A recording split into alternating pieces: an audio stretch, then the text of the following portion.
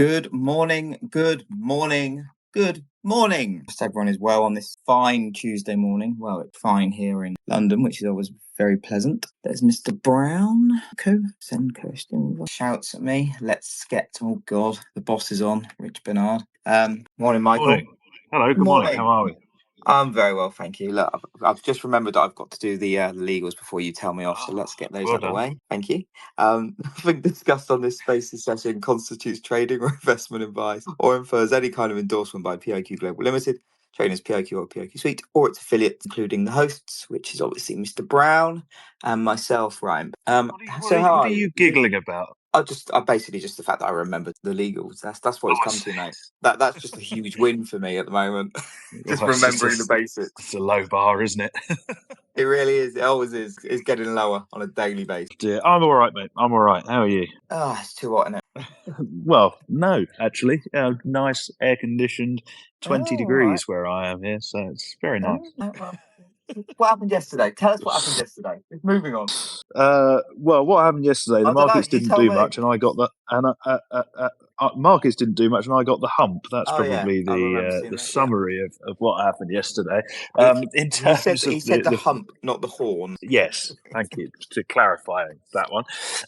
In terms of the markets, as I said, not really too much going on. Very much sort of the calm before the storm for financial markets yesterday. The S&P and the NASDAQ closing up by 1 0.2% respectively. The foreign exchange market going absolutely nowhere. Some early dollar demand. The dollar index did rally to a fresh 2-week high at 104.75, but then faded as the day went on. Perhaps some month-end flows in the mix there. But the foreign exchange space not really getting much of a steer from the fixed income side of things, with treasuries trading choppy but ultimately directionless, with the 10-year ending the day just 2 basis points lower. And it's really a similar story if you look at gold as well, which traded unchanged on the day, remaining stuck just shy of $2,400 an ounce. I guess it is worth mentioning the move that we saw in crude. I know you've been talking for a little while now, Ryan, about some of the weakness that we've been seeing in commodities. We continue to see further pressure in crude yesterday. Front WTI down just over 1.5% to a 7-week low at $75.35 a barrel. The lack of vol that we saw yesterday, I think, owes to 2 factors. Firstly, I should say, the fact that we've got a very, very busy week ahead. Of course, mega cap earnings kick off later on today when we hear from Microsoft after the market close. We also have, obviously, decisions from the BOJ, the FOMC, and the BOE as the week moves on, and, of course, the US jobs report on Friday. So I think that would likely see waiting for those risk events before having much put on positions. And secondly, the lack of vol that we saw really owed to the fact that there was not really anything going on. The data docket was completely barren, to be honest with you. Well, apart from we did have apart from McDonald's, which they weren't, whose earnings which they weren't loving. Oh dear. I was trying not to make any puns this morning. Oh, that's a lie. You just couldn't think of any. Don't give me this bollocks about you weren't trying to make. If there was one to make. Right. Well, while I'm going through the headlines, you go back on my feed because I made that exact pun yesterday. Right. Moving on.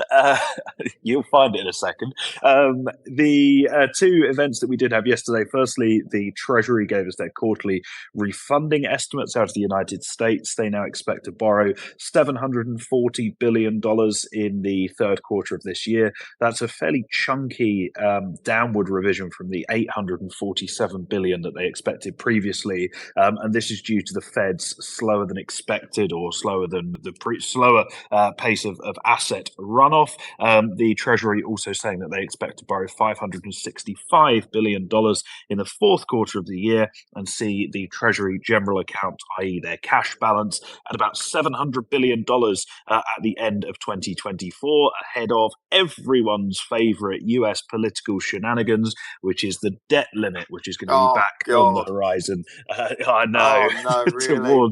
Indeed, it's back towards the tail end of this year, early 2025, of course, coinciding with a new president and a new Congress as well. So that's going to be we'll get it out there nice and early, but we will say this a million times throughout the year, and the US will not default. We go through this every time. Oh, no. We go through this every time, and people that claim to be much wiser than Michael and myself call us idiots for saying that the US and every time stopgap solution. This can.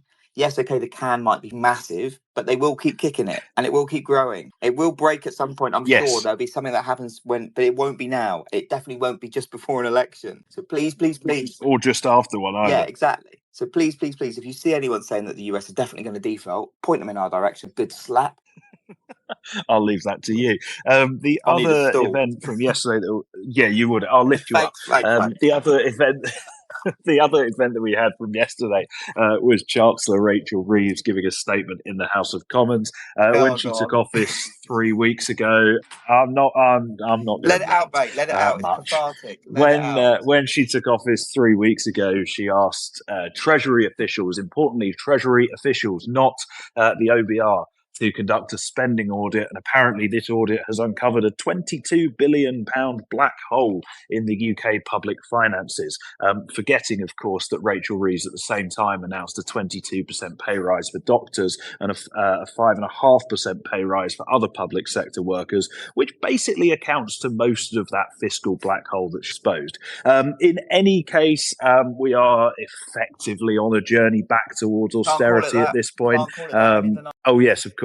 Yes, this is spending restraint. There we apparently, go. Which is the same fucking thing. Reeves saying that there's going to be £5.5 billion worth of spending cuts in the remainder of this financial year, £8 billion worth of spending cuts in the next financial year. A lot of things through the cancellation of a whole host of infrastructure projects. Anyone listening to this call who is in the UK will know that our national infrastructure is, let's be honest, broken in many places at this moment in time. Desperate need of investment, railways, hospitals, other buildings, all that sort of thing, roads, of course, potholes everywhere. A lot of these projects have now been scrapped. And again, this is just the Treasury not learning from past mistakes, because if you delay infrastructure investment, you are just storing up problems that will become more expensive to fix when you have no choice but to fix them in the future. This is it. Exactly. This is it. It's not my term, not my problem. Well, I'll tell you one policy that I'm pretty done. They announced if this was the Tories that did this, there would be protests. The winter fuel. There'd be protests in the street tomorrow or today even. Basically, for those that don't know, senior citizens get an allowance so they can put towards heating basically during winter, because it gets fucking cold during winter. And the old people, they can't burn themselves, so they need to burn something. So we send them winter fuel allowances. But the Labour Party have decided that they're going to cut back on that. And some it's going to be. Sorry, go on. I was going to say it's going to be means tested, but the means testing is quite stringent. It's only to people who receive pension credit, and to receive pension credit, I think you need an income of something like less than £8,500–9,000 a year. Which is I believe even less than the state pensions. But this is what I mean. But again, I'm not saying, I'm not trying to be one-sided here, but just imagine if it was the Tories that did this, there'd be absolute uproar this morning based on that news. But Labour did it. And I'll tell you what, if we're going to get really stuck in the weeds, which we might as well now, but it does feel to me that the kind of maybe the seniors out there, which kind of traditionally do vote Tory, are getting punished for that. And it just feels like, a bit of a cheap dig that's not really going to save too much money, and it's just not a great look. Yeah, she's not making any. No, not at all. And I think the other interesting thing, and credit to Bloomberg, Alex Wickham at Bloomberg flagged this yesterday. A chap called Darren Jones, who is Chief Secretary to the Treasury, i.e. Rachel Reeves, number 2. 7 months ago, he wrote an open letter to the then Chancellor Jeremy Hunt saying it would be an absolute disaster to scrap the winter fuel payment, and it would plunge millions of pensioners into poverty, and they'd freeze to death and all the rest of it. And now he's signing off on that policy himself. So, classic hypocritical politician.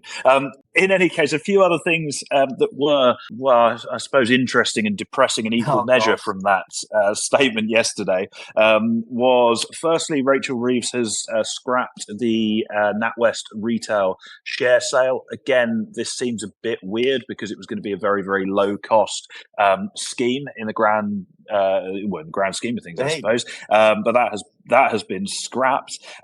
She also announced that the budget will be coming on the 30th of October, so perhaps a little bit later than we've previously been expecting, and rather ominously said that further tough decisions will have to be taken in that budget. She did repeat that the Labour Party would not raise VAT, income tax, or national insurance. I mean, her promises probably aren't really worth the paper they're written on at this point, given what happened yesterday. But it does look like any tax increases are going to be targeted. Capital gains, inheritance tax, all of that kind of thing. The last thing on this before we can go to your geopolitical rundown, Ryan, is I lost count of how many Americans I was so annoyed I had to get up and go home.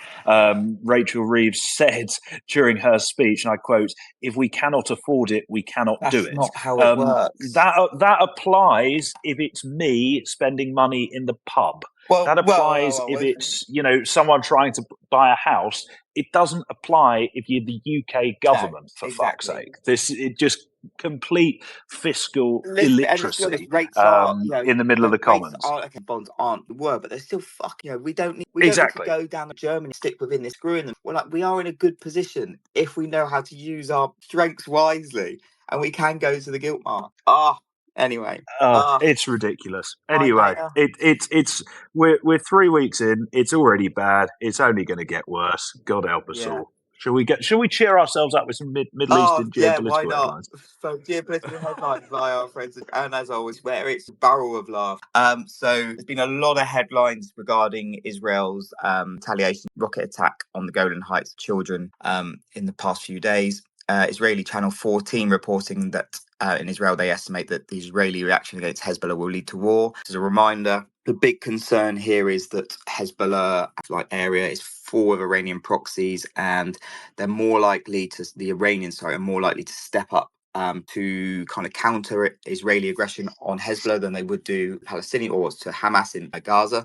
So this is one to watch, which is why the same old oil people, the same old oil tourists say are calling for $100 oil. It does not work like that. I will not go for. Do not ignore those. So obviously. To counter this, US is leading a deter Israel from targeting Beirut, seeing that as a pretty significant red line. We also had Erdogan, the Turkish leader, state yesterday, possibly just a bit of a rash kind of line he said in a presser, but basically saying that the Turks could enter Israel like they have done in Kurdistan. Obviously, that's called on Israel that's led to Israel trying to Turkey kicked out of NATO. Obviously, they're not in. It's like if I remember correctly, Turkey are on kind of some quasi NATO membership. It's not like a full membership, but I'm probably wrong.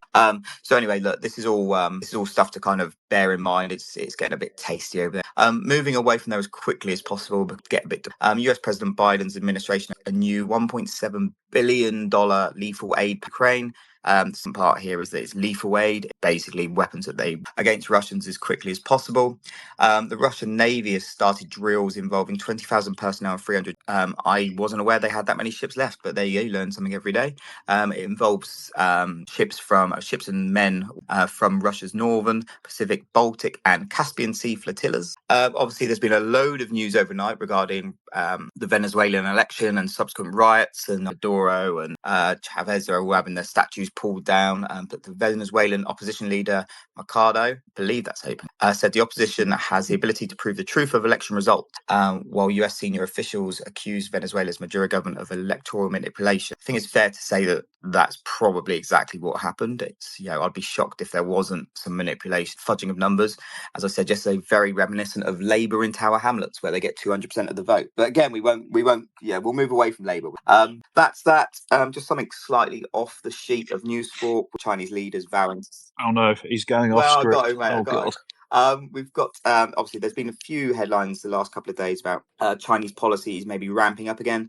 We had quite a decent article shared about up in the old jumbotron. Chinese leaders vowed to step up policy support for the economy. Focusing on boosting consumption to expanding domestic demand. Again, we're seeing more and more of these headlines, and they appear to be making slight moves. Obviously, we had the reduction in the one of the rates that they use. Was that Friday? I believe they did. To obviously try and get more money in. Yes, that's more right. money in the system. See, camera. And that's pretty much about it, mate. To be honest. Cool. Good stuff. All right.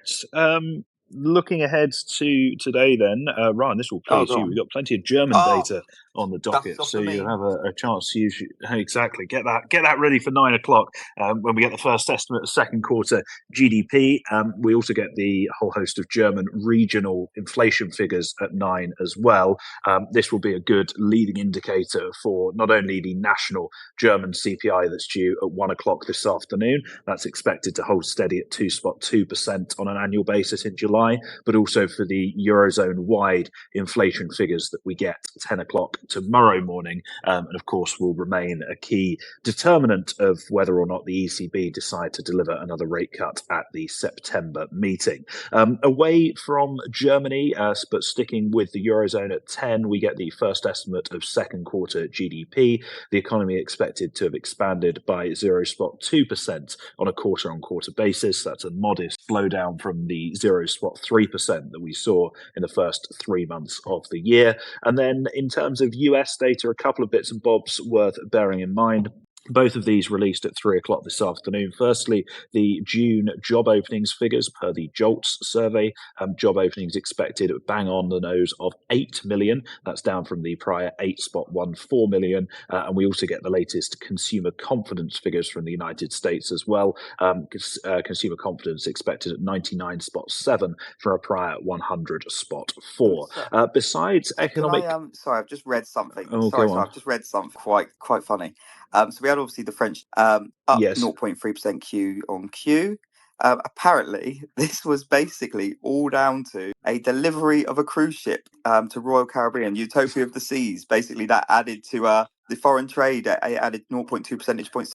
Well, there you go. Watch out for other statistical quirks in Eurozone data as we move through the next couple of days. Going back to the day ahead very quickly, there's no central bank speakers of note. Of course, the Fed and the BOE are in their pre-meeting blackout periods, and the ECB are beach. Although do just bear in mind that in the early hours of tomorrow morning, probably around about 4 o'clock in the morning London time, we will be hearing from the Bank of Japan. And of course, the BOJ markets view it roughly a coin flip as to whether the BOJ deliver another hike or not. And of course, we're also expecting the BOJ to outline plans to taper. What's your call on BOE? I'm talking about the BOJ. No, but BOE in terms of the coin flip. Oh, what's your thoughts? Oh, BOE on Thursday, I think they'll cut, but we'll save that for later in the week. The Bank of Japan overnight are also likely to unveil plans to taper or slow the pace of their JGB purchases, and that's going to be very, very closely watched. And we'll, of course, hear from Governor Ueda in a press conference after that decision. So do bear that one in mind if you're running any yen exposures. And last but by no means least, it is another busy day on the earnings calendar. We've already had earnings this morning from BP.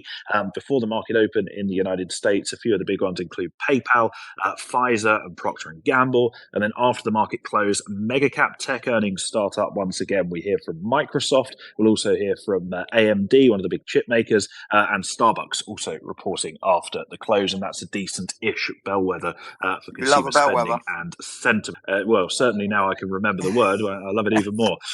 But that is pretty much it from me. Well, thank you for that, Michael. Didn't get too bent out of shape by well, I'm off for some counselling. Well, I might be about later. There's a dark, dingy rumour that I might be herfing with Bernard later. Okay. All right. Thank you very much, everyone. Yeah. Thank you very much. Take care, everyone. Remember, if you're trading, keep it tight. Bye. Cheers, guys.